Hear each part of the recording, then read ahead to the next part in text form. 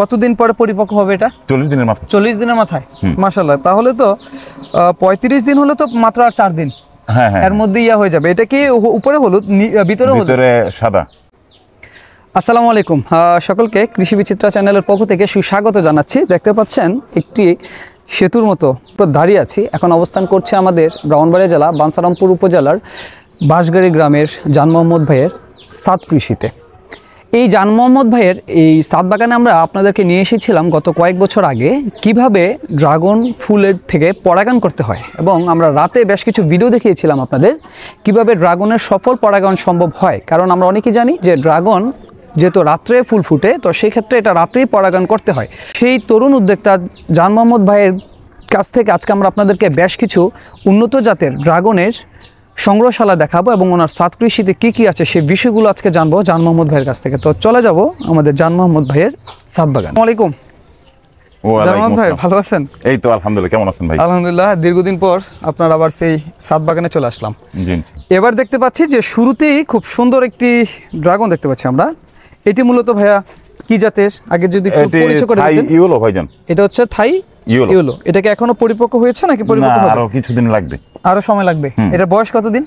এটা এই তো 35-36 দিন হবে।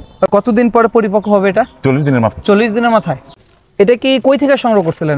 এটা আমি ফেসবুকের একজন ফ্রেন্ডের কাছ থেকে সংগ্রহ ফেসবুক থেকে সংগ্রহ করেছেন। কি কি আছে ড্রাগনের কালেকশনের মধ্যে? এটা নিউ কালেকশন ম্যাজেন্ডা। এটা টোটাল বেগুনি। আর উপরের কালারটা কি হয়? উপরের কালারটা রেডি হবে।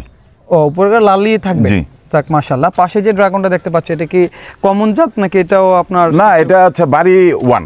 এটা হচ্ছে বাড়ি ওয়ান। বাড়ি ওয়ান। এটা তো ফলন, এটা বাংলাদেশে উদ্ভাবনকৃত বাড়ি ওয়ান। এটা হচ্ছে বাংলাদেশে উদ্ভাবনকৃত বাড়ি ওয়ান। জি। আমরা তাহলে জান মোহাম্মদ ভাইয়ের পাশের ছাদে যাব। দীর্ঘদিন পর আসলাম আপনার এই সাত কৃষিতে। তো আপনার এই ছাদে তো সবচেয়ে বেশি মনে হয় ড্রাগনের চাষাবাদ বেশি করে। জি জি ভাইজান, ড্রাগনই চাষাবাদ হয়। এখানে দেখতে পাচ্ছি যে আরো বেশ কিছু ড্রাগন আছে। এগুলো সব পিঙ্ক রোজ। পিঙ্ক রোজ সবগুলো কি মাদার গাছ? জি জি, মাদার গাছ। এগুলো থেকে কাটিংও সংগ্রহ করে? হ্যাঁ, কাটিং সংগ্রহ করা। যাক মাশাআল্লাহ। এই পাশে দেখতে পাচ্ছি যে পরিপক্ক হয়ে গেছে নাকি? কিছুটা পরিপক্ক। এটা মাথাটা ফাটলে আমি আসলে পারি। মাথা ফাটলে আসলে পরিপূর্ণ পরিপক্ক হয়, প্লাস মিষ্টতা বেশি আসে। মাশাআল্লাহ। আমরা তাহলে আরেকটু যদি যাই,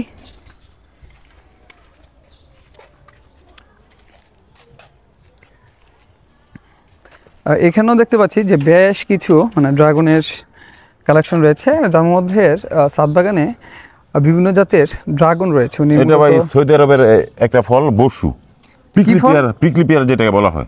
এই যে মালটা দেখতে পাচ্ছি, এটা কি? এটা হচ্ছে এক গাছে দুইটা গ্রাফটিং করছি আমি। এটা হচ্ছে ভেরিগেট মালটা, আর এটা হচ্ছে বাড়িওয়ান মালটা, পয়সা মালটা যেটা নিজে করছেন। জি। আমরা দর্শকদেরকে একটা মজার বিষয় দেখাই যে কৃষিতে আপনি পারলে যে সবকিছুই হয়। এই যে দেখেন যে এই গাছে একই গাছ, দুই কালারের পাতা। এই যে ফল আছে এবং দেখেন এই যে জান মোহাম্মদ ভাই নিজের হাতে এই যে দেখেন এখানে মাল্টি গ্রাফটিং করেছেন। একই গাছে দুই প্রজাতির মালটা, এখানে একাধিকও সংযুক্ত করা যাবে, ঠিক না ভাই? জি, আরো করা যাবে। তো যারা সাত কৃষি করতে চান অবশ্যই কৃষির এই খুঁটিনাটি বিষয়গুলো জেনে নেবেন, তাহলে আপনাদের জন্য ভালো হবে। কারণ আপনারা একই গাছে একাধিক ধরনের মালটা আপনার পারিবারিক পুষ্টি চাহিদা নিবারণের জন্য করতে পারবেন। এখানেও দেখতে পাচ্ছি বেশ কিছু আপনার ড্রাগন রয়েছে। সবগুলো কি জাতের? এটা হচ্ছে ভাই ব্ল্যাকিশ রেড, যেটা তো ফল আছে। জি, এটা তো ফল চলে আসছে আলহামদুলিল্লাহ। একটা ফলই টিকছে, আর ফুল আছে, আর ওই পাশে ফুল আছে। এগুলো কি সব একই জাতের? না, ব্ল্যাকিশ রেড আছে। একটু আগে যেই লাল ফুলটা দেখাইছিলাম শাপলার মতো, জি জি, এটার ফল হচ্ছে এটা, আর এটার নাম হচ্ছে কনিমিয়ার। এটা জি। যাক মাশাআল্লাহ। তাহলে আপনার পিছনে আবার একটা কি গাছ দেখতে পাচ্ছি, এটা কি গাছ? এটা পেয়ারা। এটা তো দুই রকম পেয়ারা, আমি দুই রকমই গ্রাফটিং করছি। মজার বিষয়, আমরা যদি একটু দর্শকদেরকে একটু দেখাই, যে দর্শক যদি একটু লক্ষ্য করেন তাহলে দেখতে পারবেন যে একটাই পেয়ারা গাছ, এখানে আবার ড্রাগনের বংশ চলে আসছে। এখন দেখেন একই পেয়ারা গাছে দুই ধরনের গ্রাফটিং। এটা ভেরিগেট, এটা থাই এইটটা। এটা হচ্ছে থাই এইট। এটাকে একটা ঢালাই দিয়েছেন, গ্রাফটিংটা করেছেন, এটা এই ডালায়। আর এই ডালায় দিয়েছেন, এটা হচ্ছে ভেরিগেট। হ্যাঁ, ভেরিগেট পেয়ারা। ভালো কোনটা পেয়ারা খেতে? ভালো এটাই। এটা কালারটা সুন্দর, ভিতরে লাল কালার হয়। মিষ্টতা ভালোই। সায়নটা সংগ্রহ করেছিলেন কোথা থেকে?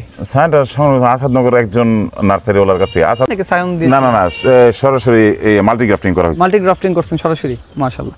তো জান মোহাম্মদ ভাই, সব মিলে কেমন আছেন আপনি? এই তো আলহামদুলিল্লাহ ভাই। এখানেও আরেকটা ফলন আছে। এটা অন্যরকম একটা জাত। এটা কি জাতের? সঠিক আসলে আমি নামটা জানি না, কিন্তু জাতটা খুব ভালো, খেতে ভালো। খেতে ভালো। এটার জাতটা খেতে কেমন আমি বলি, ওই আমরা বেলে টাইপের বড়ই খাই না, সেম এরকম টাইপের, বেলে টাইপের বড়ির মতো, মানে ভিতরে একদম বাঙ্গির মতন কিছুটা বেলে টাইপের। বেলে টাইপের। আচ্ছা জান মোহাম্মদ ভাই, অনেকেই আপনার ছাদ বাগান করতে চায়, অনেকেই শখে, তো তাদের বিষয়ে আপনার কি পরামর্শ থাকবে? করতে পারে। এখন অনেকে ছাদ বাগান করতে চায়, কিন্তু ছাদ বাগান করার ক্ষেত্রে মনে হয় আপনার তাদের বিভিন্ন ক্ষেত্রে অসুবিধা হয়, এবং হচ্ছে একটা ছাদ বাগান করতে কি কি প্রয়োজন আগে সেটা যদি একটু বলতেন, যেহেতু আপনি ছাদ বাগান করতেছেন। মানে একটা বিষয় তো আমরা অনেক সময় জানি যে একটা কিছু করতে গেলে কোন বিষয়টা বেশি প্রয়োজন পড়ে ছাদ বাগান করতে গেলে? মাটিটা। তো সেই ক্ষেত্রে এটা হচ্ছে মাটি নির্বাচনটা সঠিকভাবে করতে হবে। আর কি প্রয়োজনীয় বিষয়গুলো, অন্যান্য সারগুলো যা আছে উনি মানে আমার কাছ থেকেও জানতে পারবে, প্লাস আবার অন্যান্য ফেসবুক বা ইউটিউব এখান থেকে জানতে পারবে। তাহলে দেখা গেছে যে গাছের যে অনুখাদ্যগুলো, এগুলো আগে সঠিকভাবে সংরক্ষণ করতে হবে, বা সংরক্ষণ করার জায়গা থাকতে হবে। সবকিছু আস্তে আস্তে সে আমার মতন শিখে ফেলবে এক সময়। বিষয়টা হচ্ছে প্রথম হচ্ছে শুরু করতে হবে, পর আস্তে আস্তে শিখে যাবে। তো যাদের ছাদ পতিত ফেলে রেখেছেন হাঁটা চলার জন্য, আপনার ছাদে যদি এরকম একটা বাগান থাকে, তাহলে দেখা গেছে যে বিকালটা খুব সুন্দর কাটবে। তো জান মোহাম্মদ ভাইয়ের জন্য শুভকামনা থাকবে। ইনশাল্লাহ আমরা আশা করব যে ওনার বাগানে আরও বেশি ড্রাগনের সমৃদ্ধি হোক। ভাই দোয়া রাখবেন। জি ইনশাআল্লাহ। ওয়ালাইকুম।